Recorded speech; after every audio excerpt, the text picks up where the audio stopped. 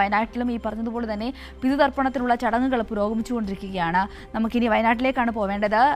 ജോഷില ചേരുന്നു. Joshila, good morning. എല്ലായിടത്തും സമാനമായ കാഴ്ചകളാണ്. പിതൃതർപ്പണത്തിന് വേണ്ടിയിട്ട് നിരവധി വിശ്വാസികളാണ് ഓരോ ഇടത്തും എത്തിക്കൊണ്ടിരിക്കുന്നത്. ജോഷില ഇപ്പോൾ എവിടെ നിന്നുമാണ് ചേരുന്നത്? അവിടെ എത്തിയ വിവരങ്ങൾ എന്തെല്ലാമാണ്?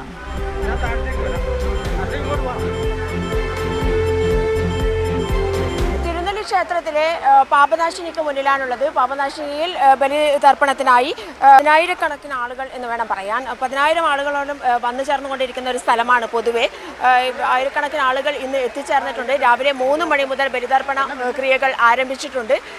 10 കർമ്മികളാണ് ഇതിന് നേതൃത്വം വഹിച്ചുകൊണ്ടിരിക്കുന്നത്. ബലിതർപ്പണ നടത്തിക്കൊണ്ടിരിക്കുന്ന കാഴ്ചകളാണ് നമ്മൾ കണ്ടുകൊണ്ടിരിക്കുന്നത്. മലബാറിലെ ഏറ്റവും പ്രധാനപ്പെട്ട ക്ഷേത്രം കൂടിയാണ്.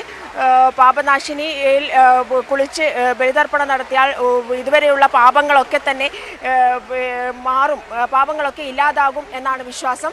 ആ വിശ്വാസത്തിൻ്റെ ഭാഗമായി തന്നെയാണ് ഇവിടേക്ക് പിതൃക്കൾക്ക് തർപ്പണം അർപ്പിക്കാനായി, ബലിതർപ്പണം അർപ്പിക്കാനായി ആളുകൾ എത്തിച്ചേരുന്നതും. എല്ലാ സജ്ജീകരണങ്ങളും പൂർത്തിയായിട്ടുണ്ട്. കഴിഞ്ഞ ദിവസം മുതൽ ഇവിടേക്ക് എത്തിച്ചേരാനുള്ള വഴികൾ, അതുപോലെ തന്നെ മറ്റെല്ലാ സജ്ജീകരണങ്ങളും പൂർത്തിയായിട്ടുണ്ട്. നമ്മളുടെ കൂടെ എക്സിക്യൂട്ടീവ് ഓഫീസർ കൂടിയായ സജീവനുണ്ട്. എങ്ങനെയൊക്കെയാണ് ഇതിലൊരു ക്രമീകരണങ്ങൾ നടത്തിയിട്ടുള്ളത്?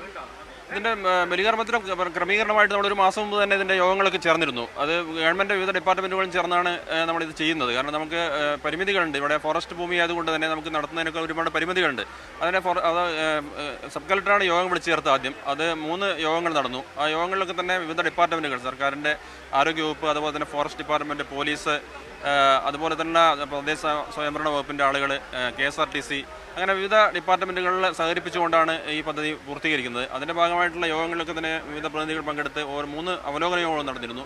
അതിൻ്റെ ഭാഗമായിട്ട് പ്രധാനമായിട്ടും നമുക്കുണ്ടായ പ്രതിസന്ധി എന്ന് പറയുന്നത് ക്ഷേത്രത്തിലേക്ക് വരുന്ന വാഹനങ്ങൾ എത്തിക്കുന്നതിനുള്ള സൗകര്യമാണ്. ഇവിടെ പാർക്കിങ്ങിൻ്റെ സൗകര്യം വളരെ പരിമിതമാണ്. അതുകൊണ്ട് തന്നെ ഈ വർഷം പോലീസുമായി സഹകരിച്ചുകൊണ്ട് തന്നെ നെട്ടർ റോഡിൽ പാർക്കിംഗ് സൗകര്യം ഏർപ്പെടുകയും അവിടെ നിന്ന് വരുന്ന, അവിടെ ഇറങ്ങി വന്ന ആളുകളെ ക്ഷേത്രത്തിൽ ദേവസ്വം തന്നെ വണ്ടികൾ ഏർപ്പെടുകയും തരുന്നത്. അങ്ങനെ മുമ്പ് ഉണ്ടാവാറില്ല. ഈ വർഷം ദേവസ്വം 10 വണ്ടികൾ അവർക്ക് വേണ്ടി, ആ ഭക്തജനങ്ങൾക്ക് വേണ്ടി സജ്ജീകരിച്ചിട്ടുണ്ടായിരുന്നു. അതുകൊണ്ട് തന്നെ ക്ഷേത്രത്തിൽ എത്തുന്നതിനും പോകുന്നതിനും വേണ്ടിയുള്ള ബുദ്ധിമുട്ടുകൾ ആൾക്കാർക്ക് ഈ വർഷം അനുഭവപ്പെട്ടില്ല എന്നുള്ള യാഥാർത്ഥ്യം. നേരത്തെ ഞാനൊക്കെ പഴയ കാലത്ത് വരുമ്പോഴേ ഇവിടേക്ക് ഒരു റോഡ് പോലും ഉണ്ടായിരുന്നില്ല. വളരെ ബുദ്ധിമുട്ടി കാട്ടിലേക്കുള്ള കാനനപാത എന്ന് വിശേഷിപ്പിക്കാവുന്ന ഒരു സ്ഥലം കൂടിയാണ്. അതൊക്കെ തന്നെ മാറി നല്ല ഒരു എന്താ പറയുക, ടൂറിസം പ്ലേസ്, തീർത്ഥാടന ടൂറിസത്തിന്റെ ഭാഗമായി മാറിയിട്ടുണ്ട്. വളരെയധികം മാറ്റങ്ങൾ ഉണ്ടായിട്ടുണ്ടല്ലേ? ഒരു കാനന ക്ഷേത്രം തന്നെയാണിത്. അത് ആ രീതിയിൽ സംരക്ഷിക്കണം തന്നെയാണ് ദേവസ്വം ഉദ്ദേശിക്കുന്നത്. അതിൽ മാറ്റം വരുത്താതെ തന്നെ, പക്ഷേ ഭക്തജനങ്ങൾക്ക് ആവശ്യമായ സൗകര്യങ്ങൾ, ഇത്രയും കൂടുതൽ ആളുകൾ വരുമ്പോൾ ഏകദേശം 15,000-ഓളം പേരെ ഈ വർഷം നമ്മൾ പ്രതീക്ഷിക്കുന്നുണ്ടായിരുന്നു. ഇപ്പം തന്നെ ഒരു 6,000-ഓളം പേർ ബലിതർപ്പണ കർമ്മം നിർവഹിച്ചു കഴിഞ്ഞു. അപ്പോൾ ഇത്രയും അധികം ആളുകൾ വരുമ്പോൾ ഉണ്ടാകുന്ന ചില പ്രതിസന്ധി പരിഹരിക്കുന്നതിന് വേണ്ടിയുള്ള ക്രമീകരണങ്ങളാണ് നമ്മൾ ഏർപ്പെടുന്നത്. നമ്മുടെ വനഭൂമിയായിട്ട് സംരക്ഷിക്കാനും ആ വനാന്തരീക്ഷം നമ്മുടെ ക്ഷേത്രത്തിൻ്റെ ആവശ്യമാണെന്നുള്ള ബോധ്യവും ദേവസ്വം ബോർഡിന് ഉണ്ട്.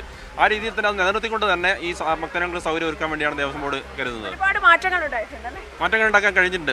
അത് ഭക്തജനങ്ങളുടെ സൗകര്യപ്രദമാണെന്ന് അഭിപ്രായപ്പെടുന്നുണ്ട്. എന്താണ് ഇതുവരെ ഉണ്ടായിരുന്ന ഒരു മാറ്റത്തെ കുറിച്ച് പറയാമോ? പാപനാശിനിയിലേക്ക് വഴി നിർമ്മാണം നടത്തി. അതുപോലെ നെട്രപ്പാലം, അത് വലിയൊരു സൗകര്യമാണ്. 2 സൗകര്യങ്ങൾ തന്നെ പ്രധാനപ്പെട്ട തിരുനെല്ലി ക്ഷേത്രത്തിലേക്ക് എത്തിപ്പെടുന്നവർക്ക് വലിയൊരു സൗകര്യമാണ്.